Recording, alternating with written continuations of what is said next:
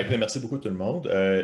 En fait, la présentation d'aujourd'hui, ce que je vais vous présenter, c'est quelque chose d'un peu, c'est un gros projet sur lequel je travaille depuis quelques années déjà, en collaboration avec Ouranos, l'Université de Waterloo aussi, et le Centre de recherche en informatique de Montréal. Et puis, je vais essayer de faire un topo, en fait, un peu général. En fait, je vais généraliser un peu ce qu'on fait comme travaux. Et donc, le but du projet, c'est la démocratisation de la modélisation et de la prévision hydrologique. Ce qu'on appelle aussi ben, communément on espère que ça va devenir commun là, dans le parler, c'est la modélisation hydrologique en tant que service. Donc, calquer un peu sur la partie en software, là, dans le développement logiciel, sur le software as a service, ou un peu le cloud computing, toutes ces choses-là. Donc, la même chose pour la modélisation hydrologique. Donc, il existe déjà certaines plateformes qui font en fait, des tâches particulières en hydrologie, en modélisation. J'en ai listé quelques-unes ici, j'en parlerai tantôt. Et je vais certainement parler du projet sur lequel je travaille en particulier qui pourrait être intéressant pour certains des membres de Centro. Donc, qu'est-ce que la modélisation hydrologique en tant que service? En fait, c'est l'art de pouvoir faire de la modélisation hydrologique et toutes les tâches associées de façon automatique en ligne, décentralisée, de sorte que l'usager puisse faire de la modélisation hydrologique avec un minimum de tâches cléricales. Et donc, l'idée n'est pas de remplacer la modélisation hydrologique avancée ou en fait, où l'hydrologue est requis pour faire des petites corrections ou du fignolage de fine précision. En fait, l'idée, c'est vraiment de générer des modèles de base sur lesquels les utilisateurs expérimentés peuvent améliorer un peu avec le temps. Donc, par exemple, la création de modèles hydrologiques automatiques. Donc, par exemple, vous avez un nouveau bassin versant, vous le modélisez. Ça requiert beaucoup de tâches lyricales. Donc, on essaie d'automatiser, de simplifier ces tâches-là. On peut voir aussi l'intégration des données. Donc, par exemple, si vous voulez avoir accès à des données de modèles climatiques pour faire des études de changement climatique, le service va permettre d'aller accéder à des sources de données, par exemple CMIP5, CMIP6 automatiquement et faire le traitement pour vous. Là. Donc, sans que l'utilisateur soit obligé d'interagir avec ces données-là. Donc, tous les processus, on essaie d'intégrer tous les processus de façon autonome aussi, le plus simple possible. Donc, quelqu'un pourra faire de la modélisation hydrologique, calibrer son modèle hydrologique, ensuite effectuer des simulations, de la prévision en connectant sur les différentes bases de données un peu partout. Et puis, ultimement, on veut que l'utilisateur soit capable d'utiliser cette information-là de façon intelligente, donc que ce soit parlant pour l'usager. Donc, on retourne des informations en format, par exemple, NetCDF, que l'usager peut télécharger et traiter lui-même avec ses logiciels maison, et aussi sortir des graphiques sur mesure là, pour les usagers. Et puis, en fait, une des parties importantes, c'est qu'on centralise on centralise les calculs sur des serveurs de calcul haute performance un peu partout. Donc, les usagers n'ont même pas besoin, par exemple, de dédier des ressources informatiques pour la calibration de leur modèle hydrologique. Donc, on permet aux usagers de faire de la calibration, du traitement, correction de billets, simulation hydrologique sur des serveurs qui sont distants, là, donc des serveurs remote. Donc, certains exemples existants pour la modélisation hydrologique en tant que service. Il y en a quelques-uns. Donc, par exemple, HydroDS, lui, c'est un système qui a un modèle de modélisation hydrologique distribué qui permet de faire de la prévision hydrologique. Donc, c'est un système assez récent qui permet de faire de la prévision. Donc, c'est assez intéressant, mais ça peut être aussi limité en termes de scope de ce que ça peut faire. Quand même intéressant. Il y a le UEB, le Utah Energy Balance Model en fait, GAN métal, qui permet de faire en fait de la modélisation aussi, mais avec un seul modèle hydrologique, mais assez haute performance. Donc, c'est assez bien coté comme système, mais on est obligé d'utiliser un seul modèle. HydroViewer, qui en est un autre qui permet de faire de la simulation, analyser des simulations qui ont été effectuées en amont. Donc, on peut seulement consulter les simulations, mais c'est quand même quelque chose qui est fait en ligne qui est assez intéressant pour certaines utilités. Et puis ensuite, il y a Pavix Hydro, le projet sur lequel je travaille, qui est en fait un ajout qu'on a fait à la plateforme Pavix d'Ouranos que plusieurs personnes doivent connaître là, dans Centro. Essentiellement, c'est un système d'analyse et visualisation de produits climatiques. Donc, on rajoute la partie hydrologie là-dessus. L'idée étant de permettre aux usagers de faire de la simulation d'impact de changement climatique et aussi éventuellement de la prévision hydrologique, des choses comme ça. Donc, avec une série de modèles hydrologiques, donc pas être limité à un seul modèle, mais plusieurs modèles hydrologiques, tant distribués que globaux. Et puis aussi effectuer par exemple, de la régionalisation et un peu un genre de carrés de sable là, où on peut jouer avec la modélisation hydrologique. Donc, j'en parlerai un peu plus dans quelques minutes. Donc, pourquoi est-ce qu'on veut ça? En fait, l'idée, c'est que ça permet de réduire les ressources informatiques, les ressources logicielles pour faire le traitement. Ça améliore l'efficacité. Donc, le but, en fait, le projet a été financé par Canari, qui est un organisme gouvernemental fédéral qui finance des projets pour accélérer, entre autres, la recherche au Canada. Donc, le but de la plateforme, c'est d'accélérer la recherche. Donc, en automatisant des tâches cléricales, ça nous permet de focuser un peu plus sur la science, là, sur l'aspect scientifique de la chose, faire des tests, des combinaisons, perdre un peu moins de temps là, sur des traitements de données et des choses comme ça. Ensuite de ça, ça permet aussi d'entraîner, donc, ou de former des étudiants, par exemple, qui seront nouveaux, qui arrivent dans le groupe de recherche puis qui ne connaissent pas trop ça. On permet avec des notebooks, avec des tutoriels, permettre aux gens de se former de façon autonome, mais aussi de partager des scripts là, qui permettent en fait, de partager des connaissances entre les différents chercheurs. Aussi, c'est une façon, on peut automatiser les tâches à l'intérieur de ces systèmes-là, ce qui permet ensuite de prendre la recette, si vous voulez, la partager à quelqu'un d'autre qui peut rouler exactement la même recette et retrouver les mêmes résultats, ce qui peut être intéressant pour en fait, être capable de répliquer des études, des résultats, puis partager les fruits de nos travaux. Donc, pourquoi est-ce qu'on voudrait ça? Pourquoi est-ce qu'on veut ce genre de système? En fait, si vous regardez, ceci, c'est un exemple de comment généralement, les gens vont traiter les problèmes de changement climatique. Donc, normalement, ce que les gens doivent faire, c'est qu'on doit télécharger les simulations de CMIP5, par exemple, pour ceux qui sont familiers avec le système, donc les données de modélisation climatique. Donc, on télécharge toutes les données, on fait le traitement localement. Donc, les différents serveurs ici sont les serveurs, par exemple, des différents modèles climatiques, des différents centres. C'est uniformisé maintenant dans une plateforme de l'ESGF. Mais nous, on doit aller chercher quand même cette information-là et la traiter, qui requiert quand même beaucoup d'espace de stockage et beaucoup de puissance de calcul. Maintenant, vers où on s'en va, le calcul est plus distribué, en fait. Donc, chacun des centres peut, par exemple, extraire l'information, par exemple, localement. Donc, vous avez besoin de données de CMIP5, mais uniquement sur le Canada ou sur le Québec. Donc, vous pouvez extraire ces données-là. Vous pouvez effectuer, par exemple, du post-traitement directement à même les grilles en fournissant la référence et faire du post-traitement, faire du traitement de données délocalisé. Et ensuite, vous pouvez lancer la commande de ce que vous voulez, faire quelques petites commandes là, via par exemple, un laptop, là, puis lancer les commandes distribuées dans le réseau. Et ça revient, les résultats reviennent et sont disponibles plus facilement gérables, du moins.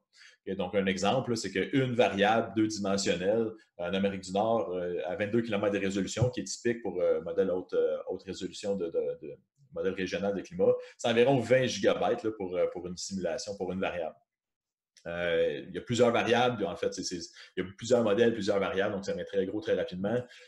Puis maintenant, on s'en vient avec, par exemple, CMIP6 qui arrive bientôt pour les gens qui sont familiers, qui va être 10 fois plus grand que CMIP5, qui est déjà un monstre immense. Donc, penser télécharger les données pour les gérer localement, c'est quand même pas possible. Donc, il faut avoir une infrastructure assez solide. Donc, nous, ce qu'on propose, c'est d'automatiser un peu toutes ces tâches-là. Ensuite de ça, voici un exemple de comment on peut faire pour partir d'un modèle numérique de terrain et de créer ou de déterminer le contour de ce bassin versant-là. Donc ça, c'est tiré directement de ArcGIS. Donc c'est directement les manipulations fournies par ArcGIS sur comment effectuer les tâches. Donc il y a plusieurs étapes, une longue procédure, cliquez ici, cliquez à gauche, cliquez à droite, en haut, en bas. Donc il y a beaucoup d'informations. Nous, ce qu'on a proposé, ce qu'on fait, c'est essentiellement, vous avez une carte, vous déposez le petit curseur où vous voulez avoir l'information, vous cliquez sur calcul, puis on vous calcule essentiellement le contour du bassin versant. Donc si vous avez les grands lacs, avec la taille du bassin versant, on calcule l'air, on calcule la pente, les caractéristiques de pourcentage de forêt, toutes ces choses-là. Donc, ça automatise beaucoup de tâches qui sont normalement compliquées. Et le fruit de cette étape-là ou de cette procédure-là va vous retourner un shapefile, donc directement utilisable ensuite dans le restant de votre processus. Fait que même si c'est juste pour faire des contours de bassin versant, déjà, on peut gagner quand même beaucoup de temps avec ce système-là.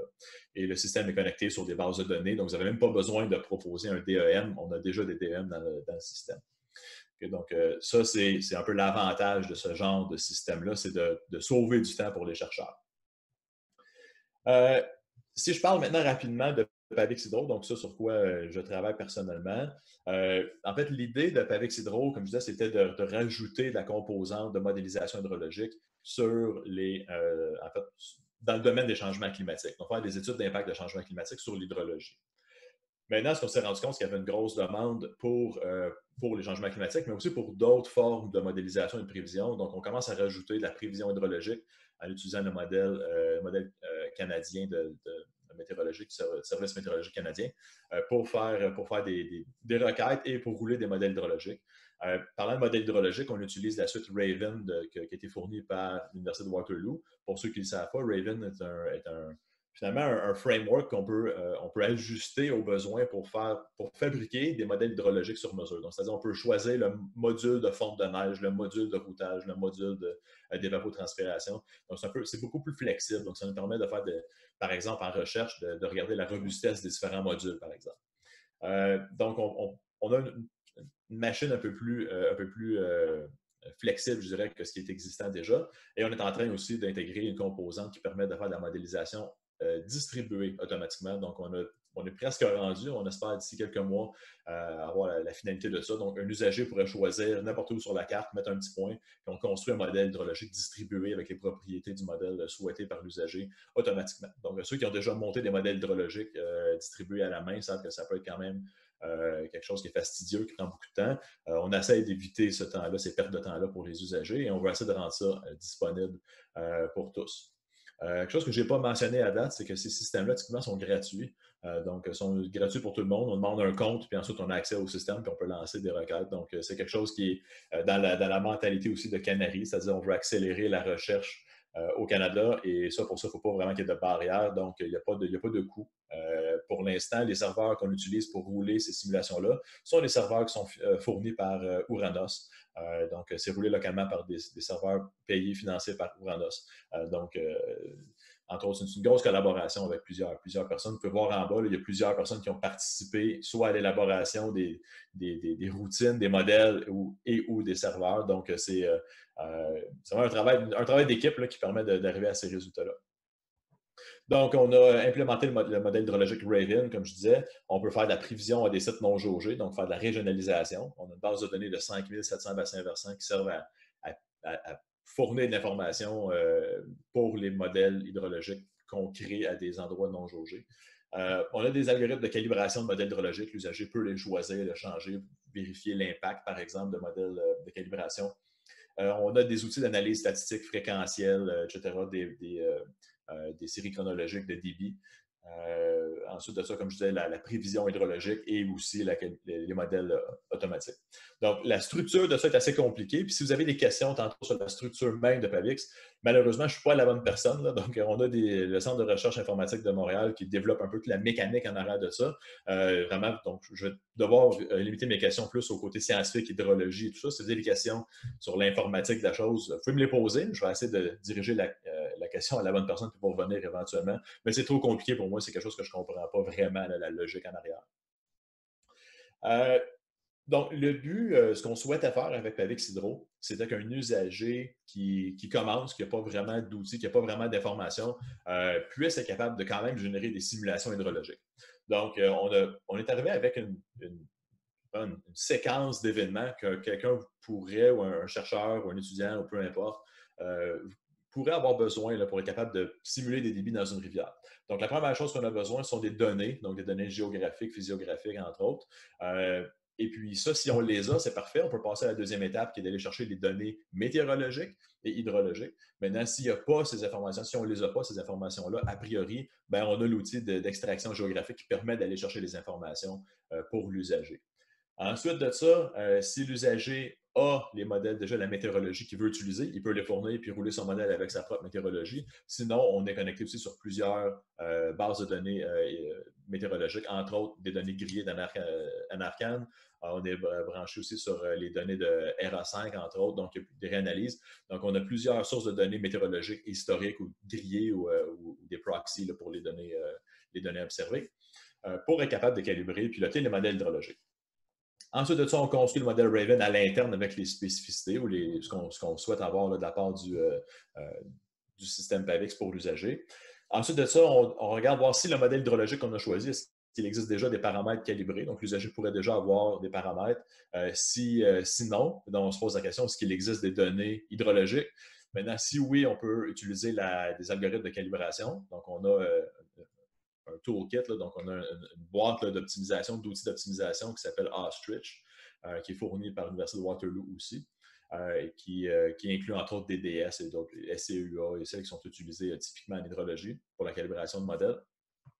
Et donc, si on les a, tant mieux, on peut calibrer sur nos débits observés. Si on ne les a pas, on peut faire de la régionalisation. Donc, ce n'est pas l'idéal, mais ça existe, on peut le faire.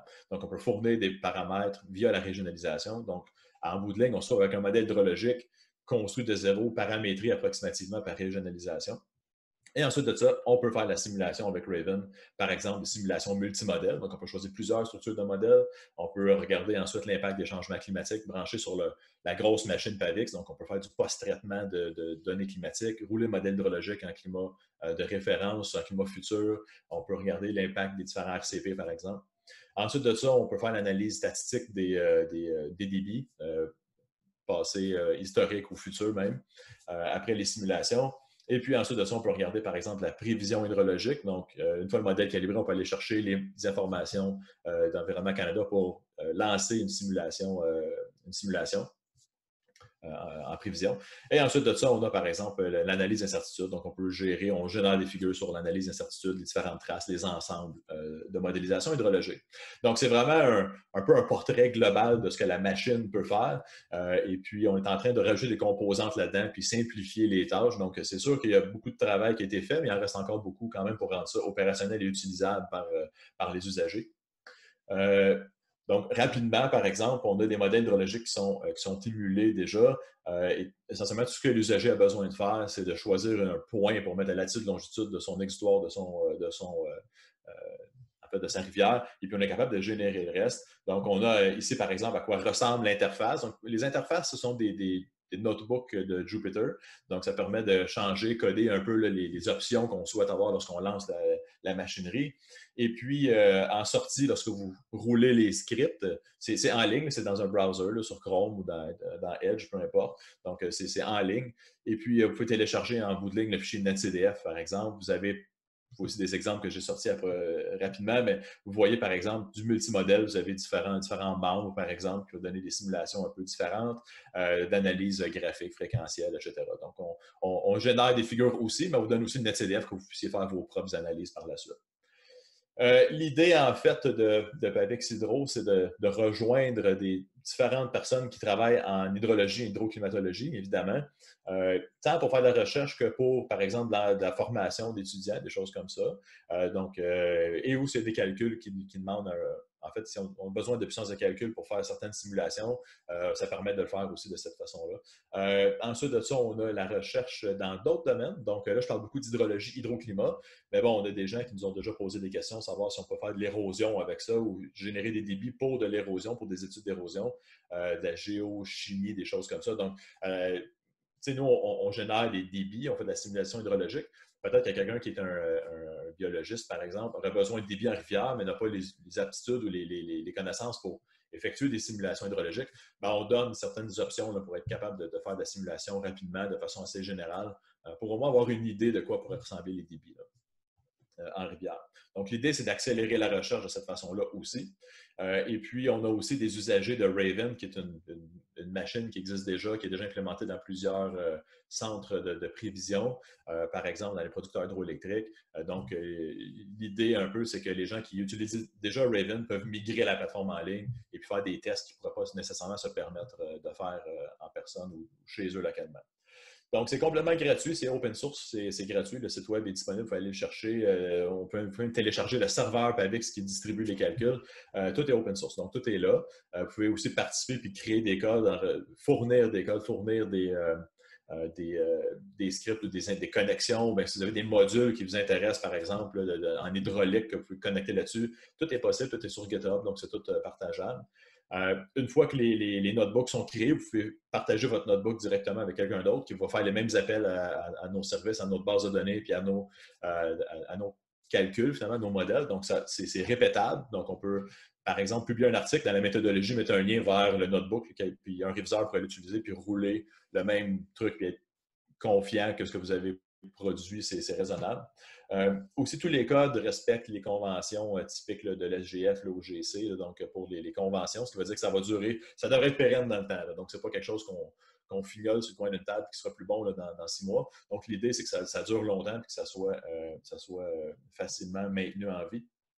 Et puis, c'est gratuit. Donc, comme je disais, faut juste s'inscrire pour ouvrir un compte. Et puis, j'ai les liens pour ça dans la prochaine diapositive. D'ailleurs, je vais partager le PDF à la fin de la rencontre avec Caroline qui pourra le rendre disponible.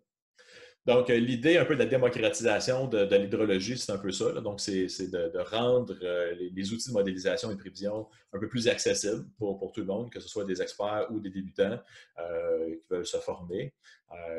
Et donc, généralement, on espère que ce que ça va faire, c'est que ça va permettre aux gens de faire de la recherche un peu plus avancée, mais aussi d'améliorer l'efficacité de la recherche. Donc, c'est vraiment le mot-clé, c'est l'efficacité de la recherche. On veut vraiment que les gens, les utilisateurs accélèrent, réussissent à se libérer un peu des tâches plus conventionnelles, un peu plus longues et fastidieuses dans leur travail.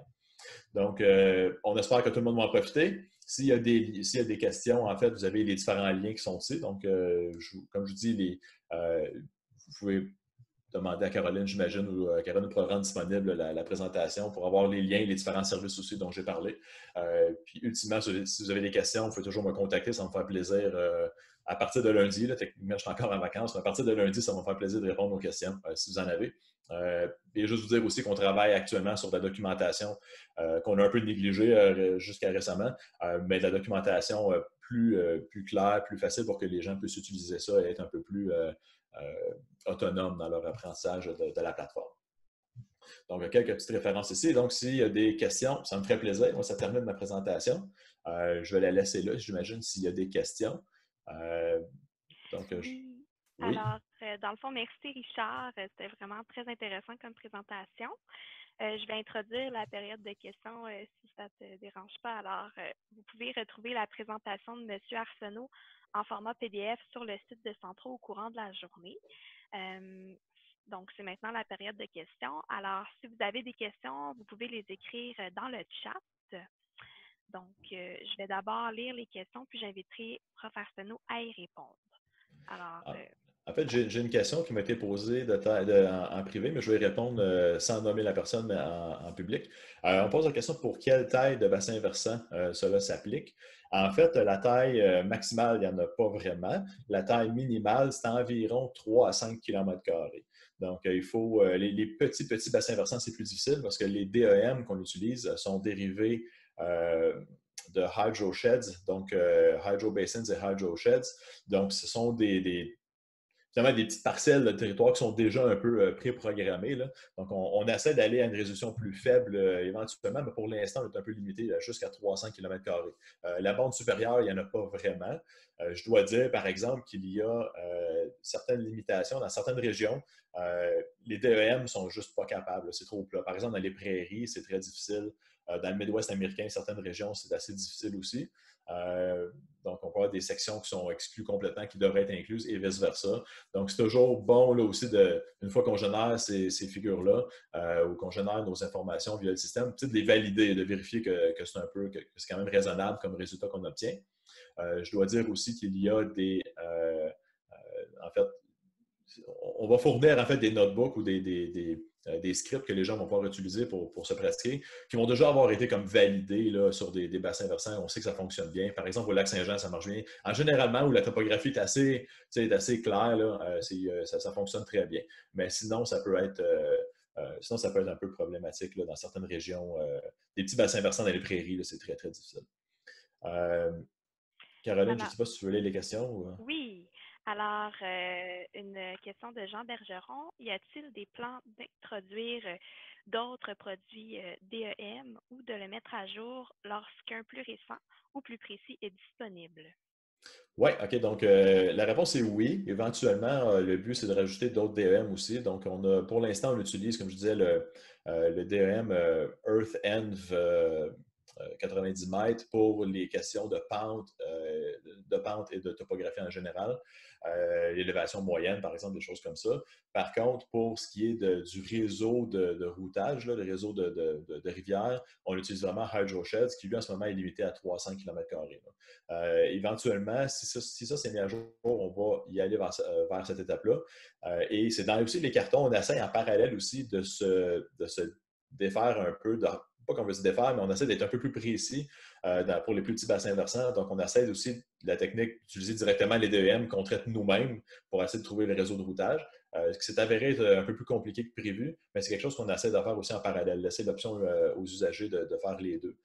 Donc, pour le moment, on est encore en phase un peu de développement du système.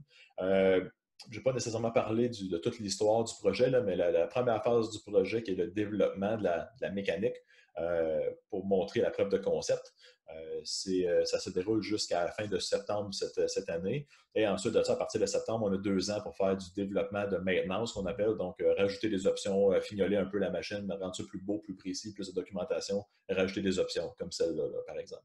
Donc, on veut initialement avoir une machine qui fonctionne, puis après ça, la rendre plus intéressante. Donc, c'est là-dessus qu'on travaille pour le moment. Donc, éventuellement, oui, mais pas dans un court futur. Parfait, merci beaucoup. Ensuite, nous avons une question à l'oral de Jean Bergeron. Donc, je vais laisser Jean poser sa question. Oui, allô, on m'entend? Salut Jean, oui. Salut. En fait, j'aurais pu l'écrire aussi, mais bon, je pensais que ça serait plus rapide à l'oral. Dans un même sens, est-ce qu'il y a des plans d'activer ou d'introduire des méthodes d'assimilation de données, par exemple? Oui, fait que ça, c'est dans le long terme. OK? Donc, pour le moment, la plateforme de prévision, elle utilise des simulations. On part d'un état un peu à chaud, là, d'une simulation des jours précédents. Et ensuite, on fait la prévision directement à partir de ces états-là. Ce qu'on fait, c'est qu'on laisse à l'usager 2 choix. Le premier choix, c'est de télécharger les états initiaux, qu'il peut modifier manuellement, puis ensuite rouler le modèle avec ces états-là. Donc, quelqu'un qui est familier avec Raven peut le faire je ne veux pas dire facilement parce que ce n'est pas trivial, mais il peut le faire.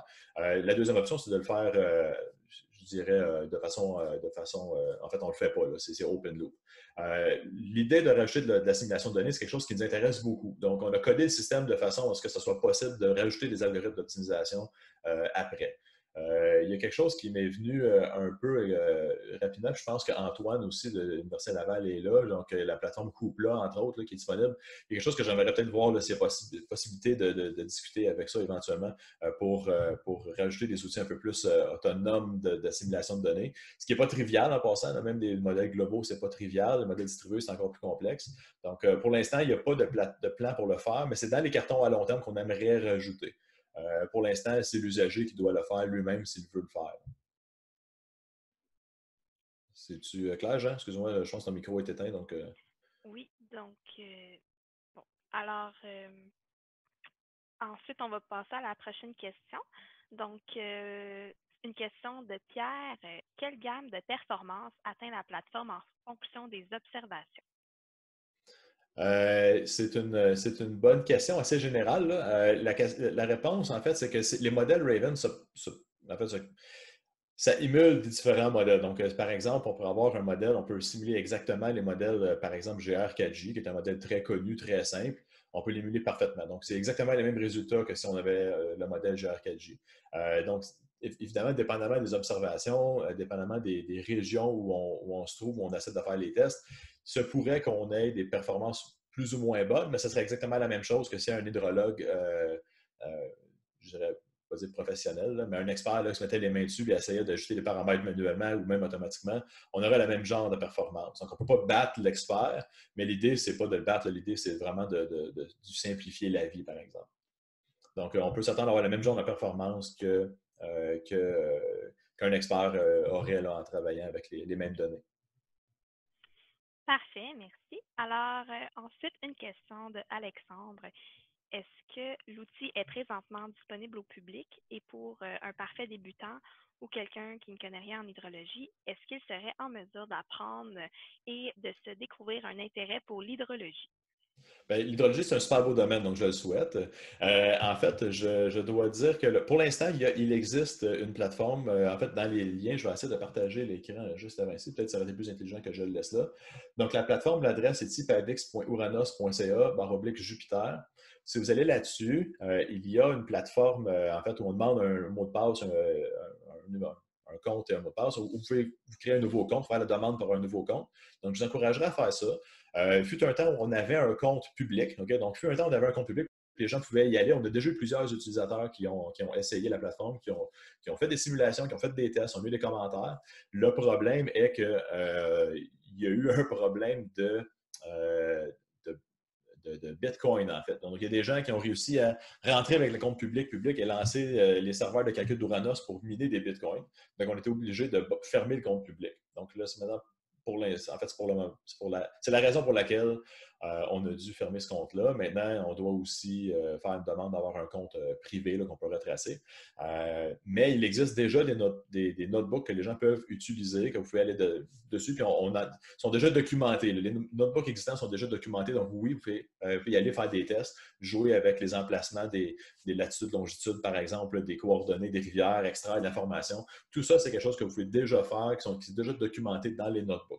Donc, il n'y a pas de documentation officielle, haut niveau, qui permet de montrer tout le système, comment le système fonctionne, mais chaque partie de tâche est documentée. Donc, quelqu'un pourrait aller faire ça absolument, puis je l'encourage. Si vous voulez y aller sur le site, faire des demandes, Rona va peut-être être surpris d'avoir plusieurs demandes aujourd'hui, mais c'est ça, c'est ce que je vous recommanderais de faire si vous voulez mettre un peu les mains dedans. Là.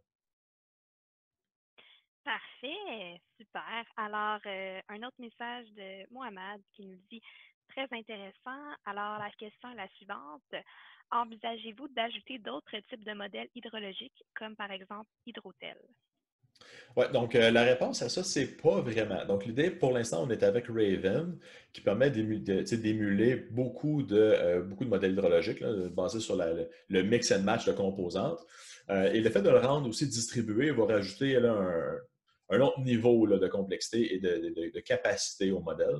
Donc, Hydrotel est un modèle haute performance là, qui marche très bien, qui est distribué, qui fonctionne bien, mais qui est aussi lent en temps de calcul, ou lourd en temps de calcul, je devrais dire. Donc, Raven est peut-être un peu plus rapide à ce niveau-là. Mais le problème avec Hydrotel, c'est qu'on n'a pas le code source non plus. On n'a pas le code source d'Hydrotel qu'on peut facilement intégrer dans la plateforme. Et tout doit 100% être open source dans ce qu'on fait. Donc, on ne peut pas mettre quelque chose qui a une licence dans le système. Par contre, quelqu'un qui aurait Hydrotel qui voudrait faire des connexions avec Pavix. En fait, Pavix, là, la beauté, c'est que c'est comme un site web avec une adresse. Vous pouvez lancer une requête, c'est un URL. Là. Donc, si vous avez la recette, vous pouvez lancer un URL, lancer une commande, vous obtenez le résultat, puis vous pouvez brancher une section de Pavix directement dans votre workflow à vous, là. Donc dans votre méthodologie que vous avez. Vous pouvez rajouter une couple de commandes qui font des appels, qui extraient des données, qui préparent des données que vous aurez peut-être besoin pour Hydrotel, et puis lancer des simulations.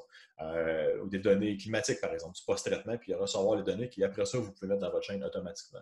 Donc, ça s'automatise tout ça. Pour l'instant, nous, on n'aura pas Hydrotel dans la plateforme parce que, bon, comme je dis, on a Raven qui est open source qu'on utilise, mais ce serait compliqué là, de rajouter un modèle comme Hydrotel. Je ne sais pas si ça répond à la question. Oui, parfait. Merci beaucoup, Richard. Alors, la prochaine et je pense la dernière question est de M. Philippe Richard. Donc, est-ce que l'outil peut être utilisé en opérationnel pour faire des prévisions hydrologiques? Oui, donc ça revient un peu à la question de Jean Bergeron tantôt. La réponse, c'est oui, on pourrait l'utiliser opérationnellement, puis c'est vers ça qu'on veut aller ultimement. Donc, dans un avenir, disons, à moyen terme, là, disons dans 1 an ou 2, on aimerait ça que les gens puissent l'utiliser de façon opérationnelle, journalier, faire de la prévision de crue, puis tout ça. Donc, on aimerait vraiment ça. Il manque encore un peu l'aspect assimilation de données, là, entre la partie de la simulation du modèle et la prévision. Donc, idéalement, il faudra avoir une étape d'assimilation de données. Pour l'instant, on n'en a pas. Donc, l'usager pourrait le faire manuellement et lancer ses simulations. Dans un tel cas, la réponse est oui. Si quelqu'un est prêt à faire cette étape-là, oui, on peut utiliser la plateforme pour faire de la prévision opérationnelle. Évidemment, c'est une plateforme numérique, elle n'est pas intelligente, entre guillemets. Là, donc, c'est-à-dire que s'il y a un problème, par exemple, avec une prévision d'Environnement Canada, pour une raison qu'on ignore, simule 150 mm de pluie, là, puis c'est pas raisonnable. Nous, le modèle va prendre 150 mm, va le rouler, il va même pas vérifier pour être sûr que c'est raisonnable ou pas. Là. Donc, on prend les données telles quelles. Donc, c'est toujours de bon usage de vérifier ce que le modèle va fournir comme information. Mais en théorie, il n'y a rien qui empêche que quelqu'un peut l'utiliser de façon opérationnelle. D'ailleurs, on a quelques projets là, qui s'enlignent pour le faire, là, pour l'utiliser de façon opérationnelle. Puis qu'on va rendre disponible finalement là, pour tous. Là. Donc, dans un avenir moyen, je dirais que oui, c'est ce qu'on souhaite faire, aussi pour l'assimilation de données. Donc, on essaie d'y arriver, là, mais il reste encore un peu de travail pour y arriver. Mais quelqu'un de motivé là, pourrait déjà maintenant aller sur le système, faire de la modélisation, de la prévision, puis faire de l'opérationnel avec. Là.